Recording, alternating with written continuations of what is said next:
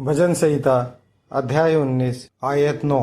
यहोवा का भय पवित्र है, वह अनंत काल तक स्थिर रहता है। यहोवा के नियम सत्य और पूरी रीति से धर्ममय है। आमीन। परमेश्वर के वचन में जब हम देखते हैं तो सिर्फ और सिर्फ सच्चा परमेश्वर ही है और कोई भी नहीं। वह अनंत काल तक स्थिर रहता है। यहोवा का भय पवित्र है। परमेश्वर के वचन की तरफ जब हम अपने मन में भय रखते हैं, जब हम जान लेते हैं, अपने मन से मानते हैं कि हाँ, परमेश्वर का वचन ही सिर्फ सच्चा है और कोई या कुछ भी सच्चा नहीं, हमारे मन में परमेश्वर का वचन पवित्रताई लेकर के आता है।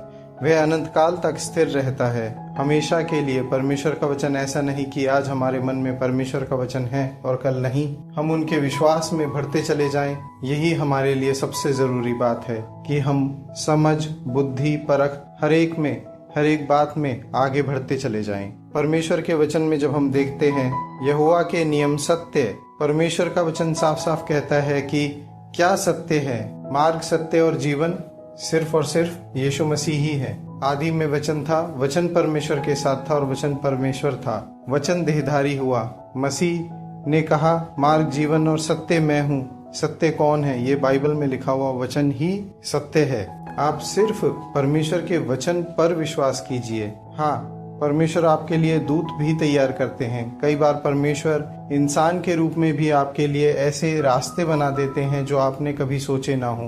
परंतु आपका मन सिर्फ परमेश्वर के वचन पर विश्वास में बना रहे। आपके मन में किसी और पर विश्वास लाने की जगह आप सिर्फ और सिर्फ परमेश्वर के वचन पर ही विश्वास रखिए, क्योंकि यही सत्य है और यही है जो आपके मन को, आपको सच्चाई के मार्ग में दृढ़ता से आगे लेकर के चलता है और सच में आपकी भलाई चाहता है, जैसा परमेश्वर का वचन कहता है, और पूरी रीति से धर्म में है। आमीन। परमेश्वर का वचन आपकी भलाई, सच्ची भलाई जो चाहता है वो सिर्फ और सिर्फ यहोवा परमेश्वर है।